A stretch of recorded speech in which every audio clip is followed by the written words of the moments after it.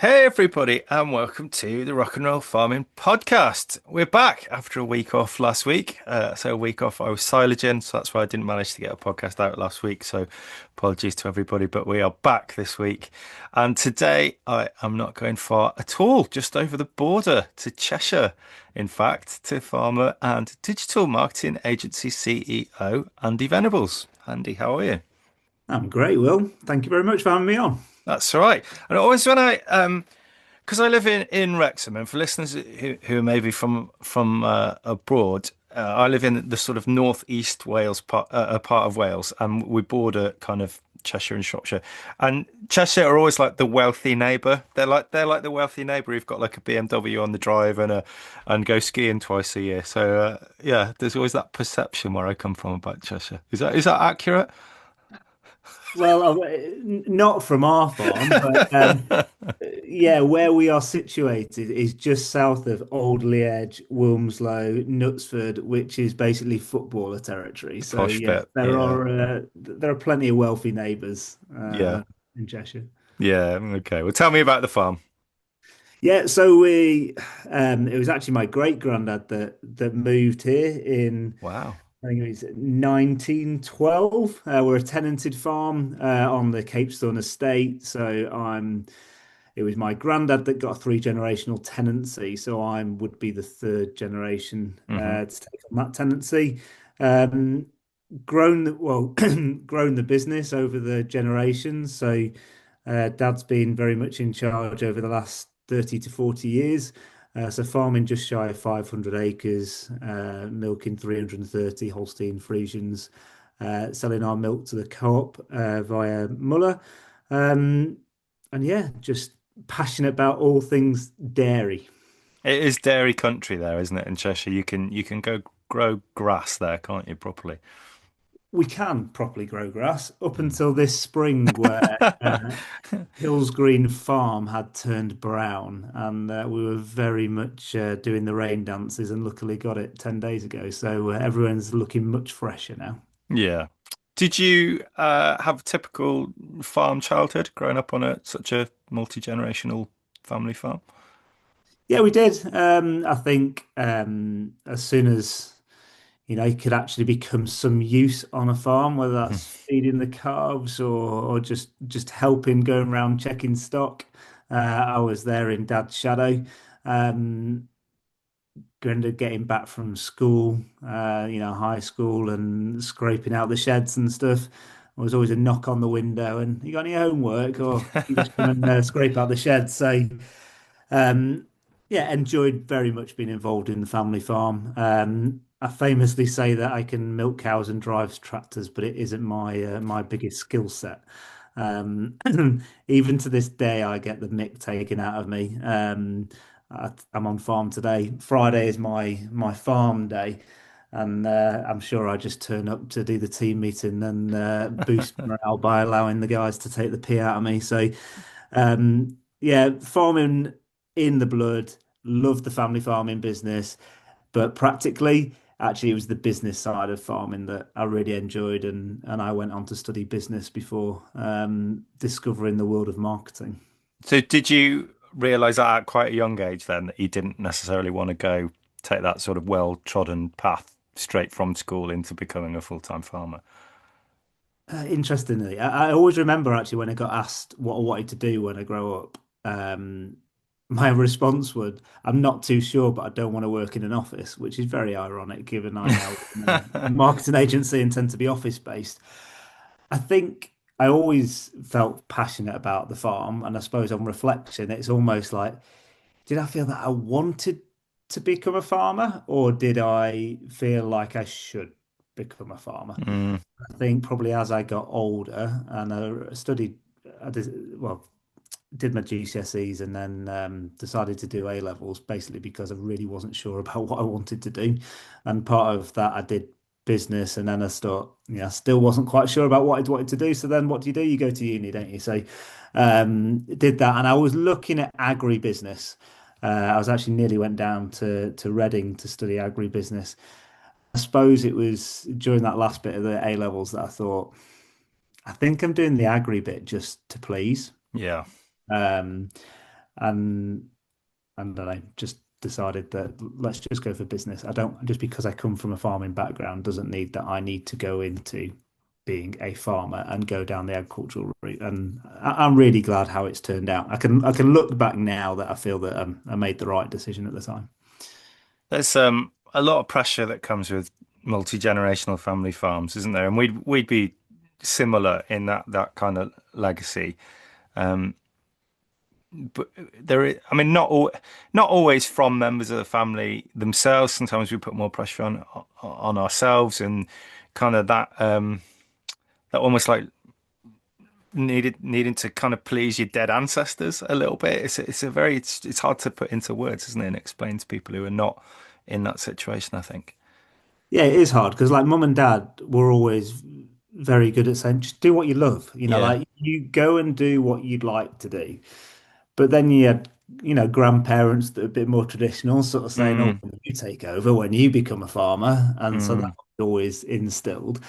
But even if it isn't what your parents say, there just is that feeling in the farming community that is sort of expected. So you yeah. sort of just, yeah, I've probably battled with that when I was young. Mm. Yeah, no, me too. I probably realized it a bit later. I mean, I still am a full-time farmer. I still love it, but I've also, well, I'm here doing this with you now, and I've discovered this kind of love for. I always told myself I don't like, much like you, I don't want an office job. I don't really like working with people, and then I've discovered far too late in life, really, that I do love that stuff as well. It's very hard to, yeah, it's an odd thing, I think, to explain. Yeah. Yeah. So, how did you get your first steps in marketing? You studying business at uni. I guess it's kind of an offshoot from there. It was. So I went to Huddersfield to study business. The other part of that was almost like, let's go to a non-ag uni. Let's use this as an opportunity to push myself out of my comfort zone and meet new people from all different walks of life. So Huddersfield, although it has some great farming country in West Yorkshire, it was not an agricultural university. So I studied business, and it was probably my second year, started to do some marketing modules, and I was intrigued. And very honestly, marketing was seen as a bit of a probably a cool element of business, and everybody, Mhm. oh, I like marketing. So when it came to my placement year, I started applying for marketing jobs. Yeah, anything and everything, it really didn't matter. I was just intrigued to what the world of marketing looked like. And then I got an interview at a business called Bounty, which I thought was the chocolate bar, Yeah. but quite soon realized that that was not the case. It was a parenting club and business that marketed baby products to parents. Okay. So at the tender age of 20, I learned more about pregnant women and babies than I ever thought I would do. But it was that business that really showed me the power of marketing. Mm. So trying to keep it quite simple, but they had 96% coverage of new mums in the UK. So basically when you went into hospital, had a baby, they would have bounty representatives that went into the labour ward the day after and give. I remember it happened to us with yeah, I remember when our first daughter was born. Yeah, representative talking to us. So you get all those free products, Yeah, John, baby wipes, Pampers that's right. nappies, money off vouchers and all that sort of stuff. Yeah. And I suppose what I really learned there is the power of getting a product to an audience that needs it, or Mm. getting a message to an audience that has a pain point or a need. You can generate a reaction. Yeah. That's, they become interested in your product or they buy their product. And Procter and Gamble was one of the biggest clients of Bounty because they knew if they could get a Pampers nappy on the baby on day one, they would Yeah. go on to continue to buy Pampers. And I think it was that, you're just really intrigued. And I suppose saw that marketing actually can be there to help. If it's done right, it's about helping people that's got a need or a pain point, and all you're doing is letting them know there's this product or service that could really help them. Mm. Yeah. No, I've never really heard it put like that, but yeah, I totally see what you mean. So what were you that obviously appealed to you, but what were the sort of some of the things you learned back then? Maybe did you have any sort of misconceptions about marketing? What did you learn in those sort of first few years of working in that industry? Um, Misconceptions, I suppose, I think there is the feeling that marketing is just the pink and fluffy stuff that is, oh, it's the leaflets or it's the Yeah. stand at an event or whatever. Go, your sales guy will go talk to marketing, they'll get something out for you. But actually, it really should be so entwined with sales. Almost you got to look at it as a return on investment. Mm, So, at Bounty, I could see the significant budgets that Procter and Gamble were putting into this because they knew that they would get sales off the back of it. And I think it's that link in marketing and sales was the piece that I learned. And then after finishing my degree and doing a bit of traveling, worked in Australia and New Zealand for a little bit. But then the bulk of my career, I worked for a startup digital agency in Manchester from 2010 to 2016. So if we think back to that period, we had the 2008, 2009 recession, and marketers' budgets were were getting cut. Marketing is a very easy cost to cut on a profit and loss because you don't see the immediate impact. You see the cost saving, and we can see a more healthy bottom line. mm, You see the impact later on with the profit and loss because effectively you're not getting the leads or the sales that you need. So with marketers having a challenge to sort of justify the return on investment and digital really starting to grow in terms of more businesses having websites, more people thinking that they need to advertise on Google, and then social media started to really grow. yeah. Power of digital is that data and that ability to track. So, using a free tool like Google Analytics, we can see where people are coming to our website from, what marketing is working and what isn't, what is driving the leads and what is generating the sales. And at that part is when you can sit down and have a commercial conversation. You don't need to understand marketing at all, but you do need to understand business. And if you can say that I will give you X and I need Y back, particularly with digital, it's far easier Yeah. to be able to deliver on that.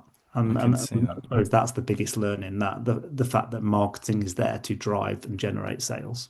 Yeah.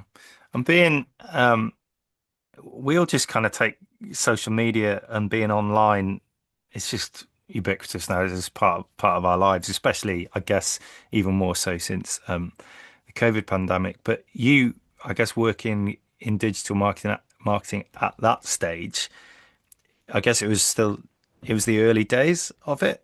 So the changes we've seen over the last kind of 15 years have been unbelievable, haven't they? But it must have been a bit, I guess, like the Wild West at those days because a lot of people were quite late adopting digital marketing and social media, and yeah, it must have been, I guess, been a lot of challenges, but also a lot of opportunities, I guess, is what I'm trying to say. Yeah, correct. So I think when I started that in that business, I was employee number four in June 2010. And one of the first tasks I had to do was sign up to Twitter. Um, Almost like we're going to be in digital. I need to understand it. So yeah, 15 years ago, and a lot has happened and changed about it. But I think the Twitter key used to be a nice place in those days. It's not so much anymore. it did.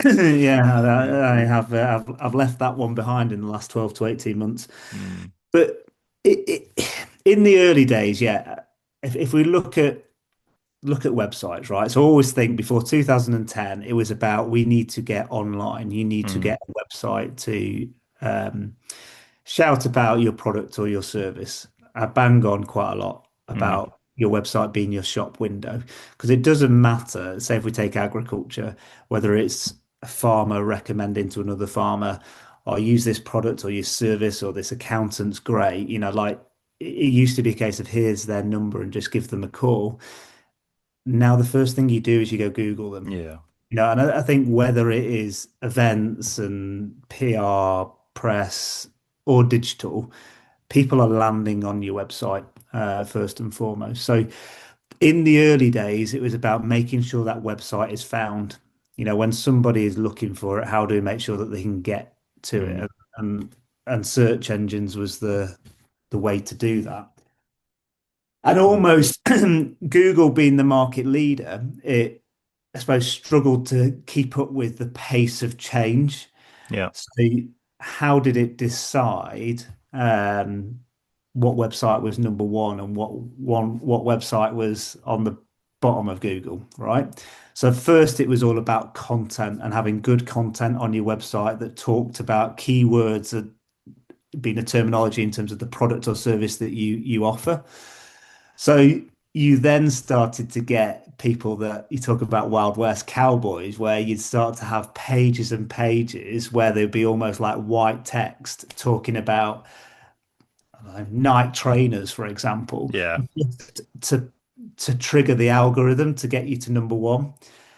And then it moved on to links where to give some of authority of a website. Okay, well, other websites are going to be linking to us. So if you got a link from the BBC, right, that would be the creme de la creme, right? Because the BBC are telling their audience that you can go to Will's website.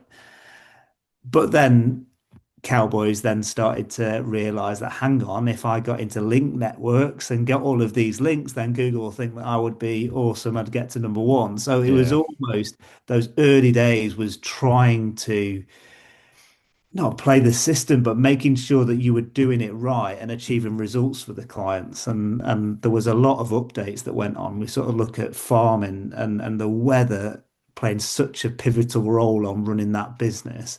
Within digital in the early days, it was literally you would get into work on a Monday morning and like Google have done an update. All Where right. are the clients in the rankings? What's happened? Yeah, yeah. Wow. Wow, incredible. Have you always been a creative person? Is that something that's always been there, do you think? I think probably yes, Will. I got involved in quite a lot of music and drama stuff as a kid. Really enjoyed that. I really enjoyed my sport as well, but I was pretty crap at it. And just yeah, I loved music, drama stuff, and I suppose you can argue that being quite creative when it comes to sort of art. Definitely not. Mm, I'm a stick man drawing, but I think it was almost like, what do you class as creative? And yep. it's probably only since I've got older that, my creativity is more around maybe the visionary and thinking, Yeah. what about this? And there's an opportunity here. So, yeah, I think I have always been creative. Yeah. And you obviously like being around people. Was that one of the reasons why farming didn't work for you? Not enough people involved, not enough people Yeah, around. yeah, possibly. I think also, I go 110 mile an hour and I am a little bit like, oh, I could do this and what about that? And I just, my dad's a bit more cautious. Uh, he has, Yeah. if you look at the farm, he's invested in technology. We were one of the first to put solar panels on the roofs and some of when you had the new parlour, we were one of the first to put all the collars on. So he does embrace technology and he does Mm, change. But I probably really push him and challenge him. And I think there was also an element of there could prove quite quickly quite a bit of conflict there. yeah. So that was probably one reason. Um, but I do love people. I got asked a question yesterday in terms of what really drives me, and I think it is about feeling like I'm making an impact on people's lives. It sounds quite big, but there is so many different examples I Mm, could give you from various people that are working at Hills Green where I feel me and Hills Green have played a small role, but actually, and I'm incredibly proud what they've achieved. yeah. But before we go on to talk about Hillscreen, just on that sort of people, and I guess now you've got a foot in both camps. You're still involved in the family business and the farm, but you're also working with a lot more people, and yes, you're doing stuff within agriculture, but also outside agriculture as well. Just on that sort of people and isolation thing, I think a lot about this and done some work around it. But do you think that less and less people in farming is becoming a much bigger issue? Because I feel like so many farmers and people I know are just suffering from loneliness. Yeah, completely agree. it is a real lonely Mm, job. There's still plenty of farms out there where there's one, two people on farm, and even if there's a few on farm, the job roles, you can be so separate and isolated from your mm, the other colleagues during the day. It is lonely, and then you throw in the political and economical challenges and the weather and everything. It's tough. mm. Uh, so yeah, I do think there's a the big thing there. I mean, part of the reason around Hills Green becoming a an agency and multiple people working there was because when I started as a consultant, I hated working on my own. I Yeah, okay. hated sat in my back bedroom working, being a consultant. I wanted to get out and about and meet people.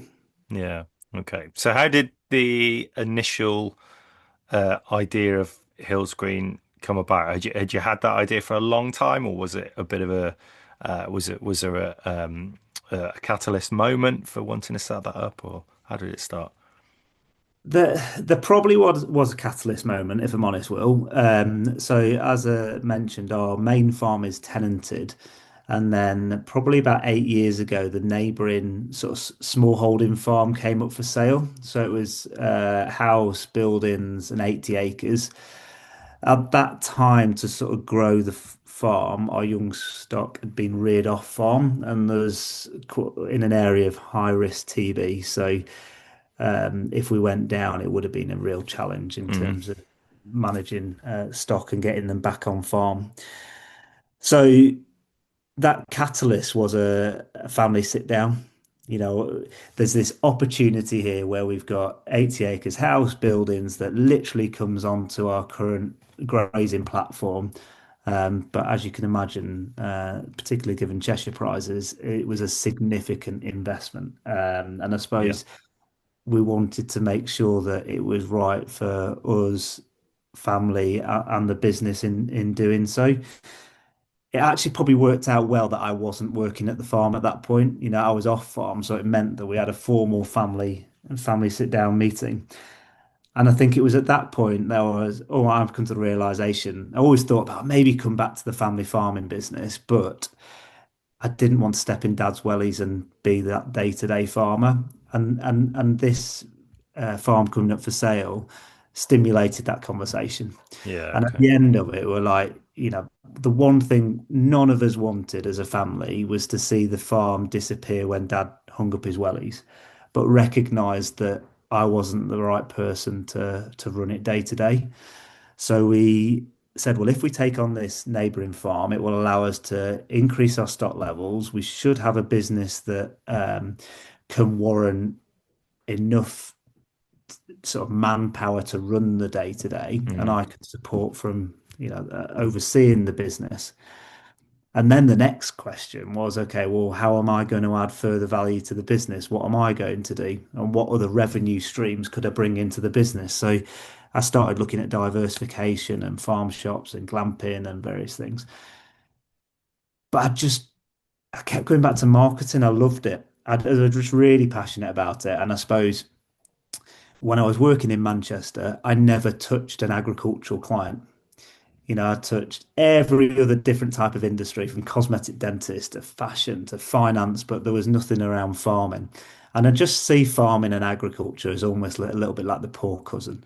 People really forget that farming is the industry that feeds us, yeah, right? Not just the shitty industry. It's the industry that feeds us. And it just needs a bit of an arm round the shoulder and a bit of TLC.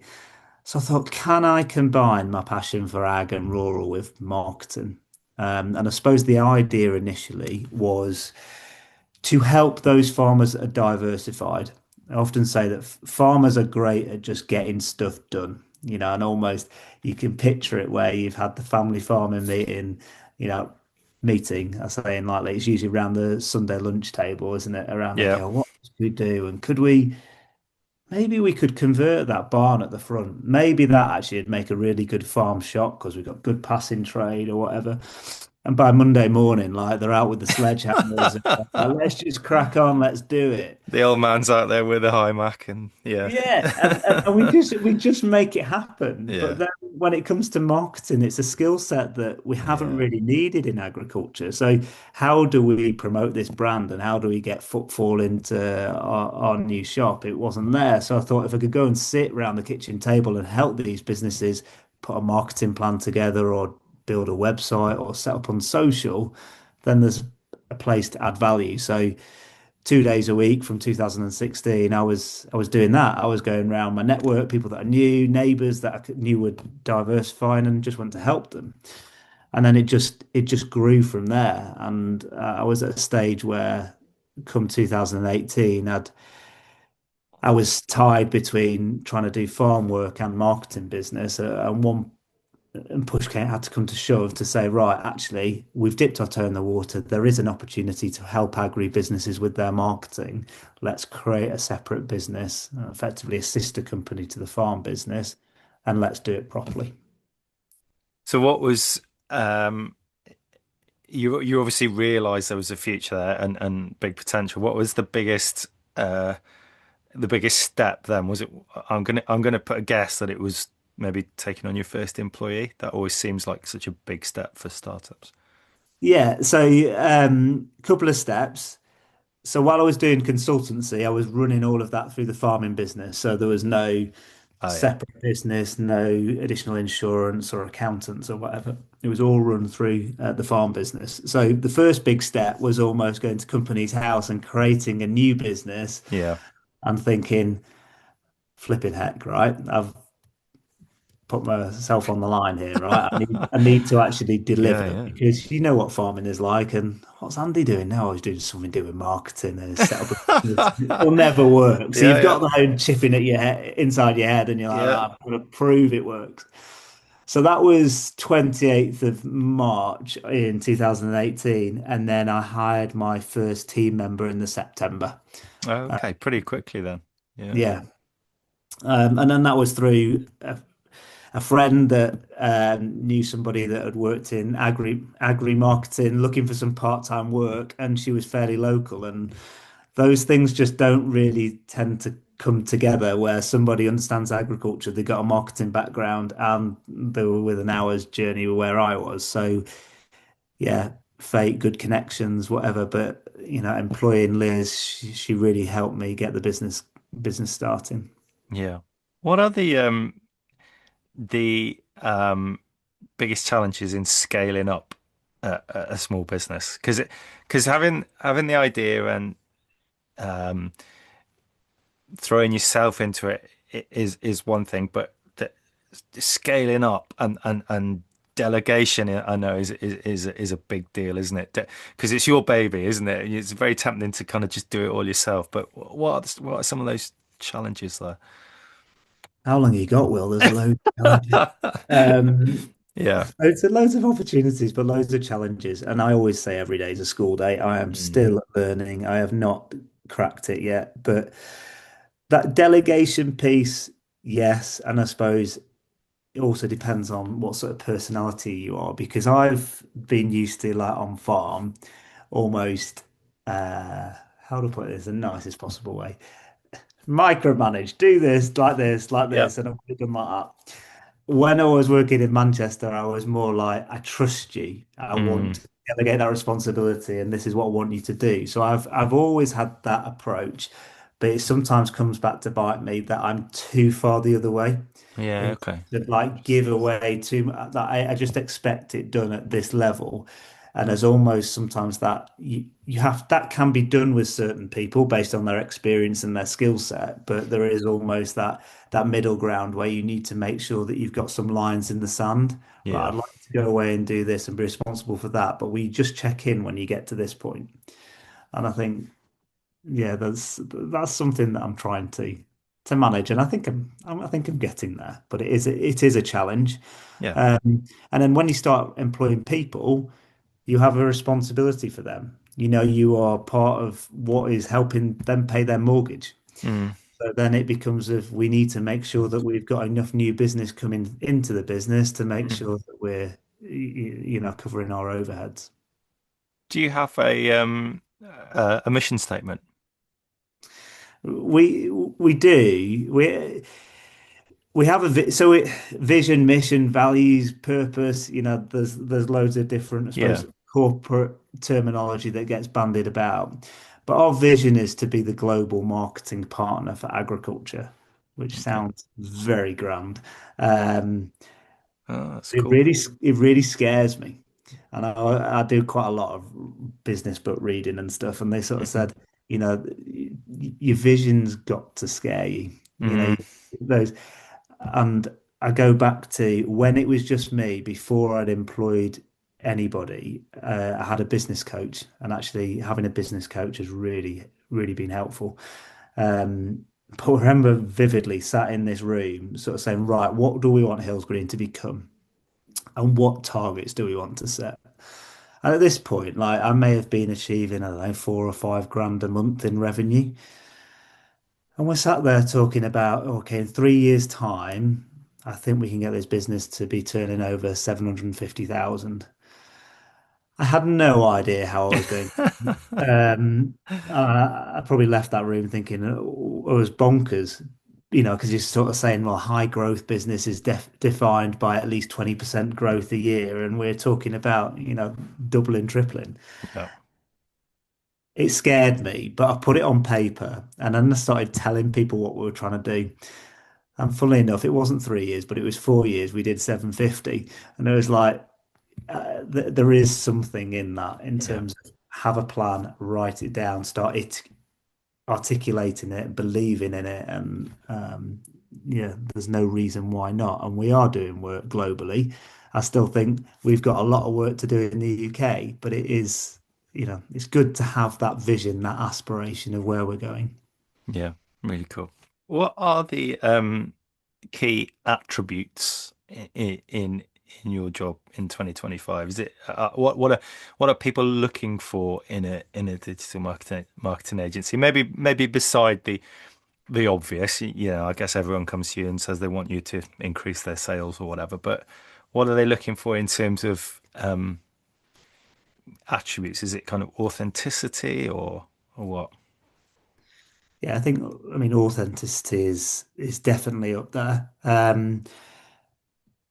There are so many marketing businesses out there, marketing consultants, and I suppose part of the reason why I feel we've been successful is we've really honed in on a niche. We really understand that niche and we're really passionate about it. So whenever any client comes on board, part of just the first like discovery call, I suppose before we've even agreed whether we'll do any work, just firing questions, really trying to get under the skin of that business, who they are, what they stand for, where they go for, what's the commercial goals. Because without having a full understanding of that business, we can't market it. And I suppose what I'm seeing at the minute is those businesses where we take the time and we're really clear on the businesses that we feel we can help and businesses that we can't help, but take the time to understand them and really understand what the nub of the problem is or their challenge, and then we can give a solution. It's almost like going to the doctor with a lump or a bump or a ache or a pain. They need to take time to diagnose the problem before they give you a solution. And taking that time and showing the passion that we have for the industry, I think really shines out. A lot of feedback I've had is that no other agency has done that before. No other have really taken the time to understand my business. They perhaps come to us and said they want some help with social media. And I will probably flippantly say, no, you don't need help with social media. What are you trying to achieve commercially? Social media might be a way to help Mm, achieve that, but let's get really clear on those commercials. And it's almost the businesses would just say, yeah, no problem. We've got these social media packages. We've got this and this and this. And I don't think that works long term. Like you go back to businesses tend to employ a marketing agency to generate more leads and sales, but they need a partner. They need a yeah. business that really understands them and gets them. Yeah. I guess for companies or organizations who might come to you from within agriculture, does the fact that you are a farmer and from a farming family and have an understanding of farming does that help as well? Yeah, definitely. That was another probably pivotal moment that made me think, do you know what? I really need to start this business. Was when a very well-known global agricultural brand came to me as a one-man band consultant. And I was chatting to them all about dairy farming and where I thought the opportunities were. And they just said, nobody's ever understood my target audience as well as Mm, you just have. And so that has been definitely, I suppose, the jewel in the crown, the fact that I understand agriculture, I understand farming. However, I am a dairy farmer by trade, so that tends to be, where I am more knowledge about. Agricultural is vast, yeah. in terms of the different sectors and different nuances in it. So we can't understand everything. And as we've grown the business, I've employed people from non-ag, people from different sectors of ag backgrounds and rural backgrounds to bring that fusion together where we can challenge each other and ask the silly questions, but we've also got that real deep knowledge and passion for the industry.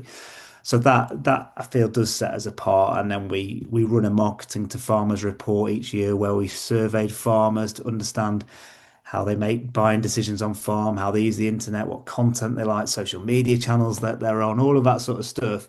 And that allows us to still, rather than it being Andy's opinion as to what farmers want, we have the data to back up what farmers have said they want. Yeah. Okay. I feel like you're we nurture we bump into each other sometimes at events and things like that. And I think I guess we've known each other for quite a long time on social media. And I always think that you are relentlessly positive. Like every time I see you, you've got a big smile on your face and you seem to I don't know, you seem to just enjoy life and everything you do. Is that something, am I wrong there, or is that something that you pride yourself I'm in? definitely a glass half full man. Don't get me wrong, like, we've all had our struggles. Yeah. Mental health is still a big challenge for everybody, not just Yeah. within agriculture. So don't get me wrong, I've had my dark days, I've had my challenges, but I am a big believer that out of bad things, good can come. Mm. So I always do try and see the positives whenever I can, and if I don't, my wife gives me a good talking to. Yeah. And you've won a few awards at Hills Green. That must be nice for you and the team. I mean, I guess it's not why you do it, is it? But it's a nice experience for you all to have together as a team, isn't it? As much as anything. Yeah, it's a great experience, and I don't know what I go back to that first role I had working in Manchester. I mean, my career grew and I ended up being general manager and commercial director, and I was the guy behind the scenes, sort of trying to make it work. And when I set up my own business, I had to sort of put myself in the spotlight, which was very uncomfortable. A lot Mm. of people think it comes quite naturally to me, and probably does come naturally to me, but it's uncomfortable, right? Yeah. Putting yourself in the spotlight. And I'd far rather talk about people within my team than Yeah. me. And it is a team business. The achieve all I've done, I feel like I'm the conductor of the orchestra. I've tried to bring good, experienced people with the right attitude and the right culture set together to deliver in this business. So it's all about team. And when you're doing awards, there's a bit of ego there, isn't there? Because you're actually giving yourself a pat on the Yeah. back when you sort of put in an application. But we should be proud of what we've done. Yeah. I've been to Agreed. so many marketing awards over the years, and I've been shortlisted and never won. And then I turn up at the Northern Digital Awards and the Prolific Marketing Awards, which are, there's a lot of big agencies basically from Cheshire up to top of Scotland.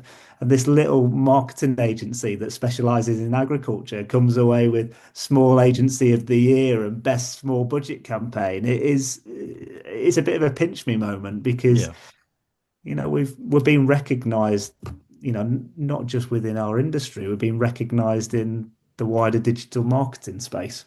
for sure. Yeah, no, really cool. Are we I'm genuinely asking you this question because this is something I think about quite a lot, and I'm interested in your opinion on it. I often think that with our marketing campaigns in farming, um, they I'm often quite bored by them. I don't think they're very edgy or interesting. Not anything that Hills Green have done, by the way, but I'm thinking about some of the sort of bigger organisations. Not going to mention any names, but let's say Blue Tractor. I find some of the campaigns a little bit predictable and boring and preaching to the converted. Um, do you think that's fair? And do you think that is it changing if so? I think that is very fair. I I'm not trying to throw anyone under the bus there, by the way. I'm just no, just no, I know, I from know. an I realize that these things are difficult and it's easy to throw stones, but I just, Yeah, as a supporter of these things, I sometimes think wish they'd push boundaries a little bit more. yeah, no, I think it is very fair. I think there's an element of there's been lack of budget Yeah, in the industry. I think yeah, there's lack of knowledge, as I talked to you about, any other industry, without a marketing and sales department, they hadn't got a business. Whereas mm, farming is sort of very different. So is it quite new to, I'm saying new to agriculture? I think um, within marketing, you do need to be a bit Marmite, right? You do mm, need to get some people to love you and some people to hate you because that's yeah, when your message is really landing. that's right. And if we're trying to speak to everybody, you actually talk to nobody. Just what I mean? And it's almost, I think that's what happens with some of these campaigns. We're too busy trying to be quite nice and, Mm, don't want to upset these type of people and those type of people. And therefore, this is the message or this is the line that we're going to go down. But therefore, it doesn't get noticed. I mean, I mentioned early on that I'm passionate about all things dairy and in particular milk. I did my dissertation on the branding of milk back in 2009. And then in 2019, I got asked to speak at the British Cattle Breeders Conference. At that point, we were leaving the EU, and the theme of the conference was all around marketing and how we as an industry could better market ourselves. And they asked us to speak on milk. So I got my dissertation out from 10 years previously and started looking at the data and what's happened in the sector. Basically, nothing had happened. no, Yeah, nothing. we're still selling this healthy, nutritious Yeah, product with a blue top, a red top, or a green top on it. yeah. Um, Sales were continuing to decline at 3% a year, and we're just, no, that's just normal. But what had changed is the rise of the dairy alternatives. And the brands that they were building and they were pushing an environmental message or a health message, whether you believed it or not, but you walked down that milk category aisle and they just stood out. You got Mm, our product in these trolleys looking like the poor cousin, and then you yeah. got these real cool, sexy brands like, yeah, look at me. And I suppose it really peed me off. And it was like I got back to work, and Liz, my colleague at the time, was said, "Well, do something about it then." Mm, So I developed this campaign called Mission for Milk, and it started in February, and I used social media by downing a pint of milk and encouraging people in dairy to get behind the promotion of milk. And going back to this thing where you're trying to almost appease various different audiences. You can't say, oh, we could say something about the environment and something about the high animal welfare that we have going on our farms or the nutrition of the product, etc. But then what happens is everybody is saying different things and therefore the message doesn't land. And yeah. when you've got, you look at the vegan movement, what they've done really well is they've formed an army. They're very clear on their cause, they're very clear on their message, and they get that message to land. Hmm.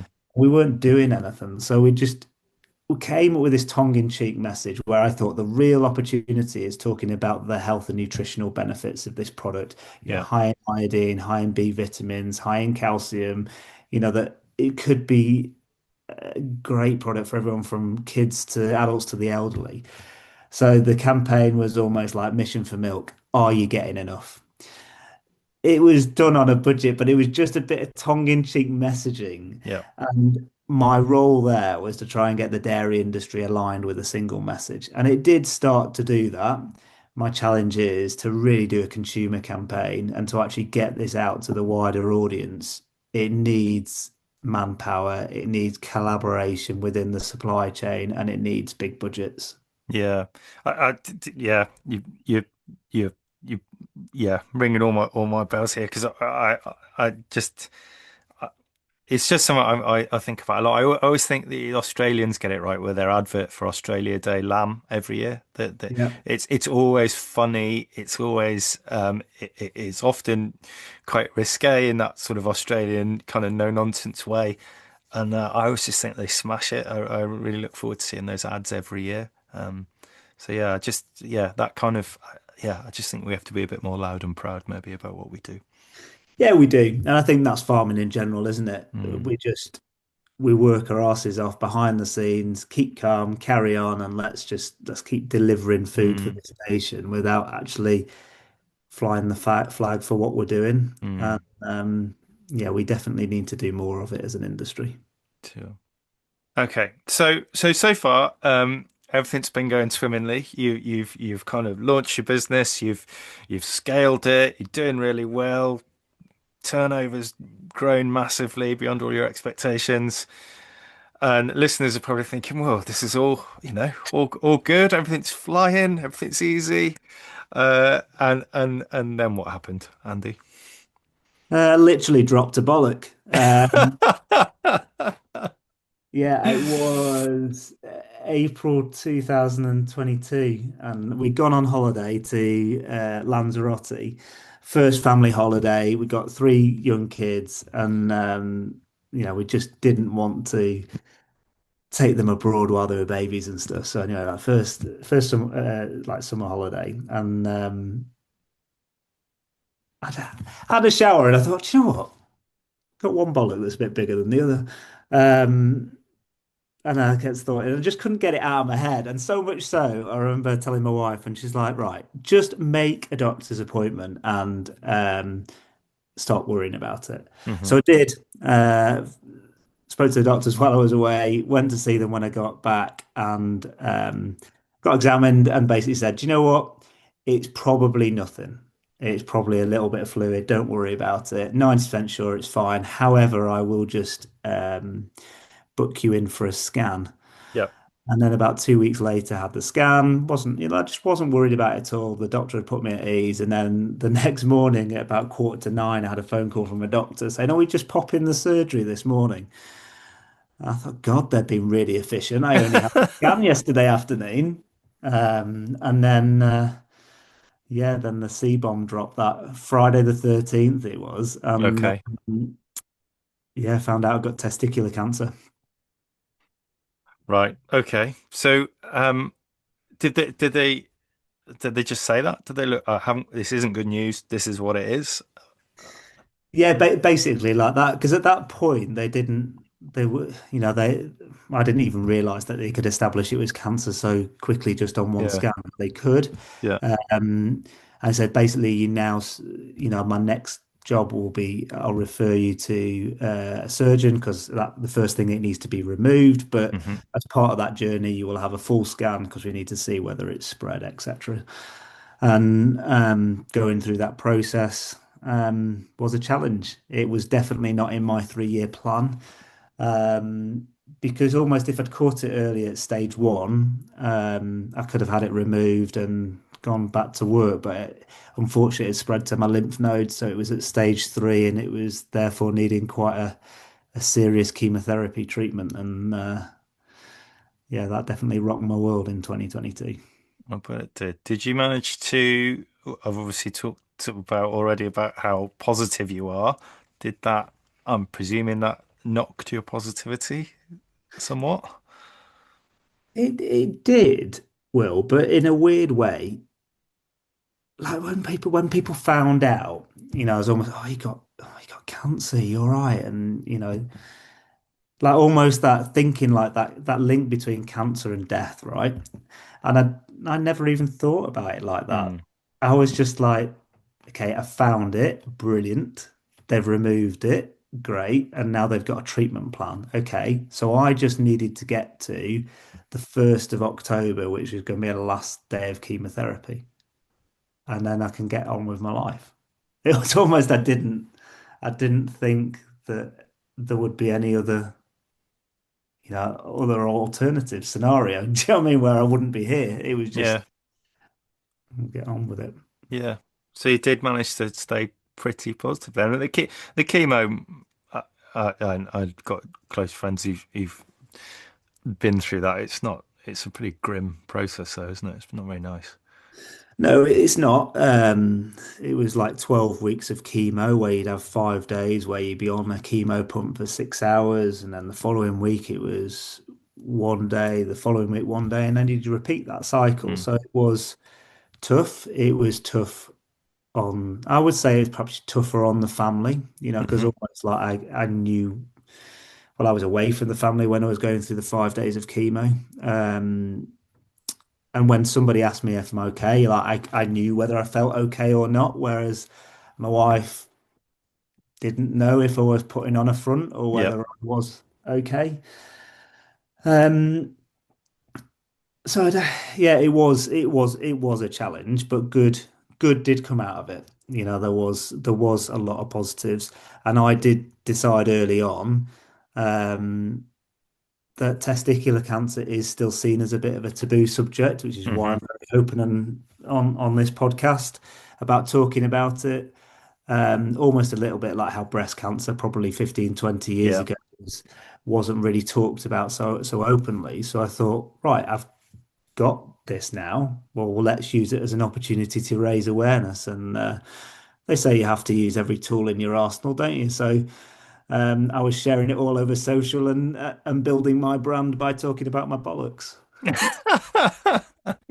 Yeah. And I mean, people were, I know you got a huge amount of support there as well, didn't you? The community, kind of farming community, and I guess the wider community, um, they really rallied round, didn't they? Yeah, they did, and I was very, very lucky. Go back to my team again. That although they will say that I never actually took any time off because I was always on the end of a phone or an email, for all intents and purposes, from clients' perspective, etc., I was out of the business. Hmm. And I was very lucky that the people that I'd employed 6, 12 months previously were senior, were experienced, had the right attitude. And when I told them, it was like, yeah, no problem. And they just all stepped up. And going back to good coming out of it, I think, one of the biggest challenges of a owner managed business is for the owner trying to distance himself from the or herself from the day to day. This gave us a real opportunity that actually, Andy wasn't around to Mm. speak to Andy. You could speak to Adi or speak to Siobhan, and that has really helped, I think, in our future growth since that.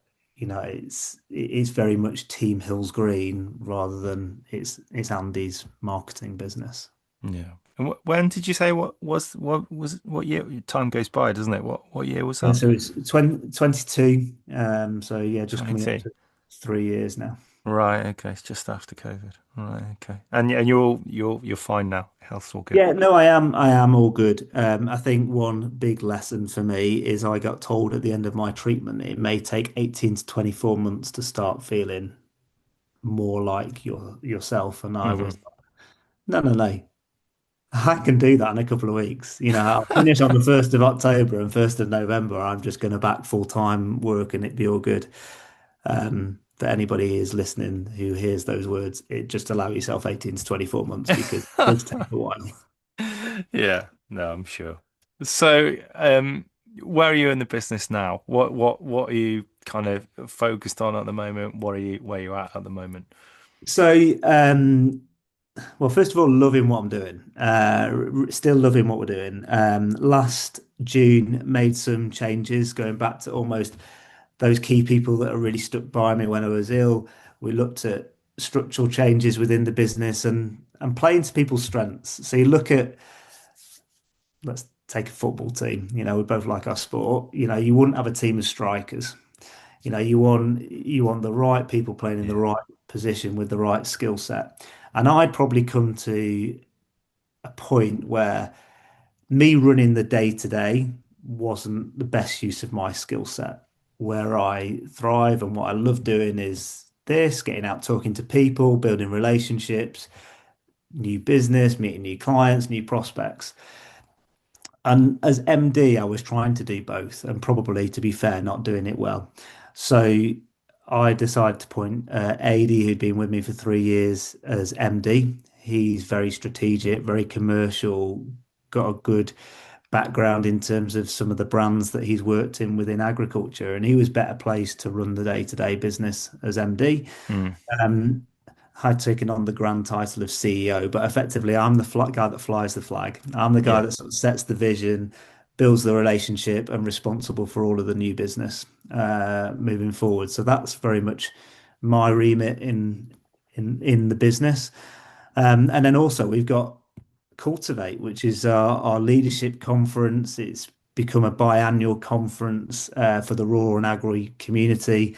I'm looking to bring that back next year and maybe start to grow that brand. So, I'm always looking for the next thing, probably. Awesome.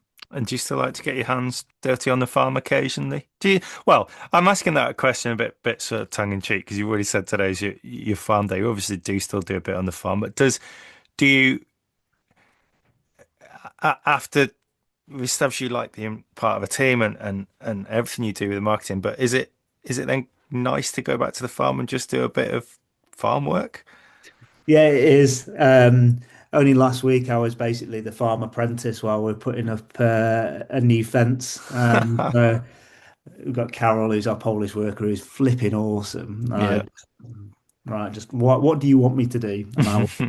And so yeah, I do enjoy it, and I Yeah. think my dad's 65 now. In the next 5 years, he's taking a step back. We've got a great team that are taking on more responsibility of the day to day. So as dad starts to take a step back, I need to make sure that I've got a good overview of what's happening on the farm. So yeah, Friday mornings, make sure I have a good catch up with dad. We have a team meeting. Any other still involved in sort of the business side and Yeah. anything that's required from audits, or I was talking health and safety this morning, I very much get involved in. But, when people are off sick or on holiday, I'll do the weekend shift in the parlour or help fencing. Yeah, it helps you stay grounded as well as helps you stay really in touch of what's happening on that with that business. Absolutely. And what are your long-term ambitions for Hills Green? Where would you like to be with it in kind of 10, 20 years? That's a very big question. Well, I've talked to you about our vision to Yeah. be a global business. Yeah. I really do think that we have the opportunity and the potential to go and help other countries with their agri marketing. I still think, as I alluded to before, we've got a lot of work to do in the UK, and therefore I think that's where we need to cut our teeth, learning some lessons. I think sometimes you can grow too quickly. Mm. Um, Without actually getting your product, your process all working right. So I think we just have to be a bit cautious with that and make sure that we're delivering for the UK before we go and get too excited by the bright lights of other countries. But if we could have an office overseas in the next 10 years, I would be, made up. And yeah, the Cultivate business as well is very much part of what we do. So that was all brought about to help develop better leaders within rural and agriculture. And I suppose that is what drives me. It's the people that drive me, feeling like I have helped play a small part in developing people and them achieving their potential. Really cool. I've no doubt you'll get there.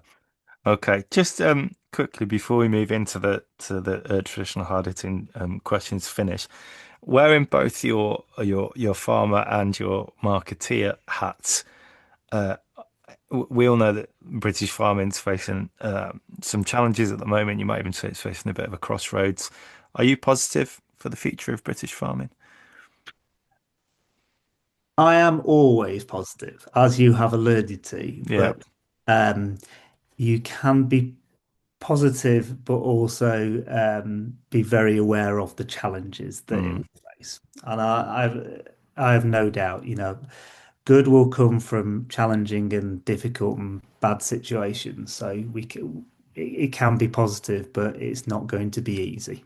mm, yeah, yeah. Okay. All right then. Let's go into those five questions. What's the best gig you've ever been to? There's so many to choose. I do love my music.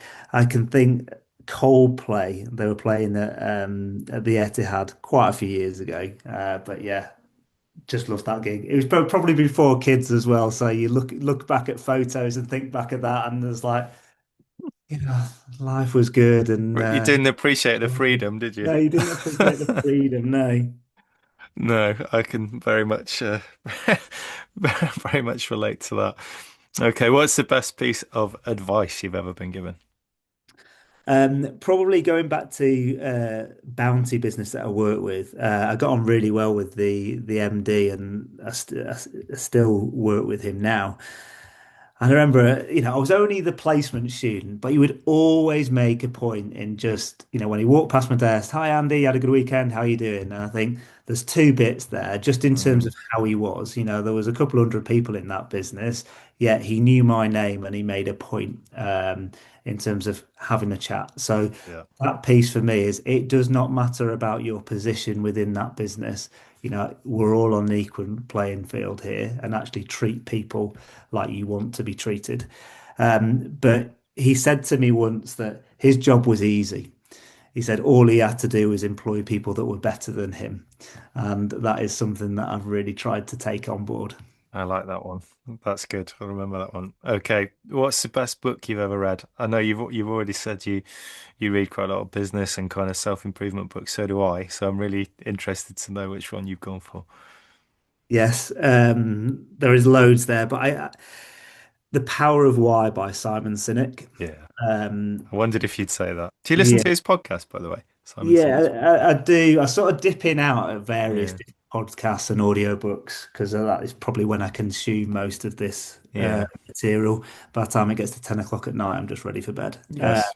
But yes, Simon Sinek, I'm a big fan of him, and yeah, talking about how you make the complex simple, and it's very easy to talk about what you do and how you Mm. do it, but it's really hard to articulate why you do what you do.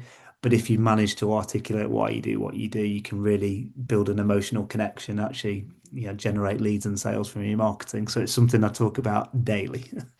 Yeah, he's such a great communicator, isn't he? Yeah. Okay. If you could make any historical figure, who would it be and why? Um, I've gone for Churchill. I I feel like with my cancer diagnosis and stuff, I refer to it as my resilience training. Yeah. I've got to think, some of the decisions he had to make during the war and Yeah. the very difficult decisions, and just to have that resilience and that, keep calm, carry on, and we will win. Um, Very impressive. So I'd just like to sit down and pick his brains about. Yeah. And another brilliant communicator and arguably a great marketeer as well. Really good on slogans and simple messages. Yeah, no, very true. Yeah. Okay. Lastly then, what's your all-time favorite song? Can you class this as a song? But I've gone for Faithless Insomnia. Oh, what an absolute banger. Love it. Love it. What a great choice. Yeah, Yeah. that brings back so many memories. Yeah. But yeah, I can't be. Even now, if that comes on and we're out like just on the dance floor. Yeah, that song. Yeah, it's great in car journeys as well. If you're on your own on a long car journey and you just want to put on some absolute dad bangers, Yeah. it really, yeah, it's great. Okay. Andy, it's been brilliant to speak to you. Obviously, I kind of knew your story a little bit, but it's great to sort of put a bit of meat on the bones and hear a bit more about it. And I'm sure the listeners will have enjoyed it as well. So thank you very much for sharing the time with us today. Pleasure. I've loved it. Thanks, Will, for having me on. No worries. I'm sure we'll catch up with you somewhere over the summer. And to everyone at home, thanks for listening and hope to see you next time. Remember to keep spreading the word about the podcast, so like and share it and all that jazz. The good news is after doing a block of 10 and having a week off, and I was going to sort of see how it goes, I'm gonna do another block of 10. So I hope everyone's happy with that news. So yeah, look out for episodes in the coming weeks. I've been Will Evans. This has been Rock and Roll Farming. Thank you and good night.